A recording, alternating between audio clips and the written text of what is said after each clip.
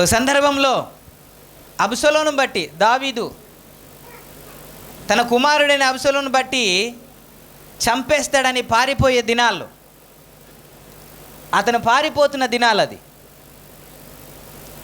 సమూయేలు గ్రంథం 2వ సమూయేలు 19వ అధ్యాయం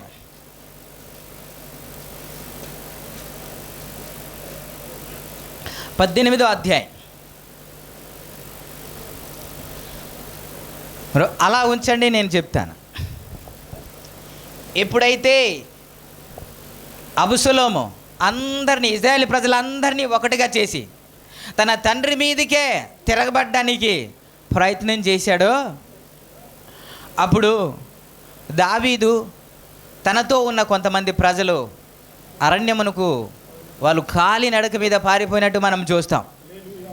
వెళ్ళిపోయిన తర్వాత ఇప్పుడు ఏం చేయాలి? వాడు యుద్ధానికి రెడీ అవుతున్నారు. దావీదు పక్షాన కూడా కొంతమంది సైన్యం ఉన్నారు కాబట్టి దావీదు పక్షాన కూడా యుద్ధం చేయడానికి రెడీ అయ్యారు. యుద్ధాన్ని చేయడానికి రెడీ అయిన తర్వాత ఒక తండ్రి మనసు మీకు గుర్తు చేస్తున్నాను, ఒక తండ్రి మనసు గుర్తు చేస్తున్నాను. కనీ పెంచిన కొడుకే చంపేద్దామని ఆయన వస్తూ ఉంటే ఆ తండ్రి చంపడానికి అవకాశం ఉన్నప్పటికీ కూడా కొంతమందిని యుద్ధానికి పంపిస్తున్నాడంట. 3 గుంపులుగా. మీరు 18వ అధ్యాయం 1వ వచనం చదువుకుందాం. దావీదు తన యొద్దనున్న జనులను లెక్కించి వారి మీద సహస్రాధిపతులను అధిపతులను నిర్ణయించి 3 భాగములుగా చేసి యోబాబు చేతి క్రింద ఒక భాగమును, అబీషై అను యోబాబు సహోదరుని చేతి కింద ఒక భాగమును, గిత్తీయుడైన ఇత్తై చేతి క్రింద ఒక భాగమును ఉంచి, అయ్యా మీరు యుద్ధానికి వెళ్ళండి అన్నాడంట. ఎవరితో యుద్ధము? అబ్షలోముతోనే. అబ్షలోము చాలా అందగాడంట. నిజానికి చెప్పాలంటే అరికాలు మొదలుకొని నడినెత్తి వరకు ఏ వంక కూడా చేయలే. అలాంటి అందగాడు దావీదు కుమారుడే. యుద్ధానికి వెళ్ళినప్పుడు ఇప్పుడు ఆడు ఒక్కడిని చంపేస్తే ఇంకా యుద్ధం ఆగిపోద్ది, అదే టార్గెట్. కానీ యుద్ధానికి వెళ్ళినప్పుడు దావీదు పలుకుతున్న మాట మీరు ఒకసారి చూడండి. 3వ వచనంలో కాదు 5వ వచనం ఒకసారి. అప్పుడు రాజు యోబాబును అబీషైని ఇత్తాయిని పిలిపించి నా నిమిత్తమే యవనుడైన అబ్షలోమునకు దయచూపుడని ఆజ్ఞాపించింది. ఎవడైతే చంపడానికి వస్తున్నాడో ఆయననే, అయ్యా నా గురించి అబ్షలోముని ఏం చేయదు అంటే, అబ్షలోము బ్రతికి ఉన్నంత వరకు అరణ్యంలో తిరగవలసిందే. కానీ పెంచి ఎంతవాడు చేసినందుకు ఇప్పుడు తండ్రి అరణ్యంలో పరిగెడుతున్నాడు. అయినప్పటికీ కూడా తండ్రి ప్రేమ ఒకసారి ఆలోచించండి. అలాంటి ఇబ్బంది వచ్చినప్పుడు కూడా అయ్యా నా కొడుకు ఏమీ చేయొద్దయ్యా అన్నాడు. అది తండ్రి మనసు. ప్రైజ్ ది లార్డ్, హల్లెలూయా. ఇప్పుడు పిల్లలు పెద్దలైన తర్వాత ఎలా పెంచారో వారికి అర్థం కాదు, ఏ విధంగా పెంచారో వాళ్ళకి అర్థం కాదు. వారికి లేకపోయినా పిల్లలు సంతోషంగా ఉండాలని తల్లిదండ్రులు చూస్తారు. అయినప్పటికీ కూడా మేము పెద్దలు అయిపోయామనేసి ఎదురు తిరుగుతూ ఉంటారు, ఎదురు జవాబు చెబుతూ ఉంటారు. ఎప్పుడైనా పిల్లలు గమనించండి, మీరు ఏమి విత్తితే అదే పంటకు వస్తారు. ఖచ్చితంగా ఆ పంట మీరు అనుభవిస్తారు. ఈ దావీదు తన కుమారుడు చంపడానికి వచ్చినప్పుడు అయ్యా నా కుమారుడికి ఏమీ చెయ్యొద్దయ్యా. ప్రభునామానికే మహిమ కలుగు. యుద్ధానికి వెళ్ళారు. అబ్షలోము చనిపోయాడు. చనిపోయిన తర్వాత ఒక వ్యక్తి అన్నాడు, అయ్యా అయ్యా అయ్యా అయ్యా నేను వెళ్ళి దావీదు దగ్గరికి వెళ్ళి నేను ఈ వార్త చెప్తాను, ఎందుకంటే ఇప్పుడు విజయం వచ్చింది కదా, ఈ వార్త చెబుతాను, నాకు పర్మిషన్ ఇవ్వు అని అంటే యోబాబు అంటాడు, ఎందుకయ్యా అని అంటే లేదు లేదు ఒక్కసారి పంపించంటే ఆయన పరిగెత్తాడు. ఆయన పరిగెత్తుతుండగా ఆయన చూస్తాడు. ఒకసారి మీరు 26వ వచనం మీరు చదువుతారా?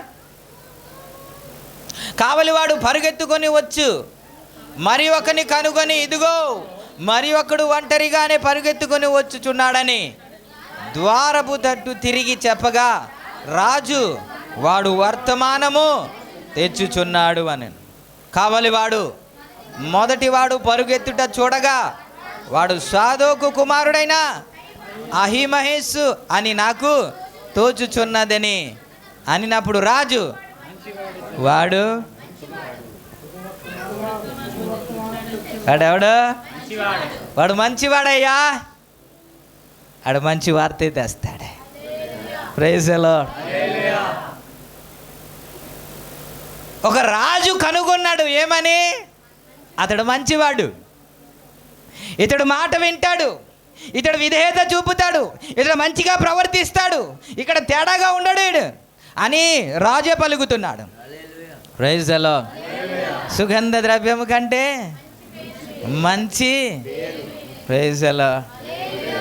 ఓ సందర్భంలో యేసయ్య దగ్గరికి ఒక ధనవంతుడు పరిగెత్తుకుని వచ్చి మత్తయి సువార్త 19:16 నేను నిత్య జీవాన్ని పొందడానికి ఏ మంచి కార్యము చేయాలి అని అడుగుతాడు. 16 తిరగతి తీస్తే ఎవరైనా చదవండి. 19:16. ఇదిగో ఒకడు ఆయన యొద్దకు వచ్చి, బోధకుడా, నిత్య జీవము పొందడానికి నేను ఏ మంచి కార్యము చేయాలి అన్న కదా.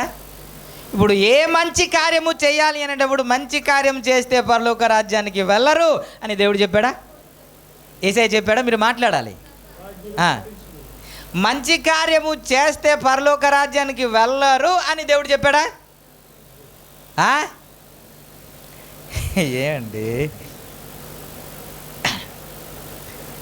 అలాగనిన తర్వాత యేసయ్య చెప్పిన మాట కూడా మీకు చెప్పేస్తాను, మీరు అలా చూస్తున్నారు కాబట్టి. దేవుని ఆజ్ఞను పాటించయ్యా అని అంటే ఏ ఆజ్ఞ? ఇలా ఇలా ఇలా పాటించు అంటే నేను చిన్నప్పటి నుంచి నేను చేస్తూనే ఉన్నాను అనిన తర్వాత నీకు ఒకటి కొద్దిగా ఉన్నది, నీకున్న ధనమంతా బీదలకి ఇచ్చేయి, పరలోకమందు నువ్వు పొందుకుంటావు, నన్ను వెంబడించు అనగానే అతడు మిక్కిలి ధనవంతుడు కాబట్టి వ్యసనపడి వెళ్ళిపోయాడు అని. కానీ మంచి కార్యము చెయ్యొద్దని ఉందా? లేదు. ఇప్పుడు మంచి కార్యం అంటే ఏంటి చెప్పండి ఇప్పుడు? Praise the lord. ఇప్పుడు మీరు చదవండి అపోస్తుల కార్యము 10వ అధ్యాయము 10వ అధ్యాయము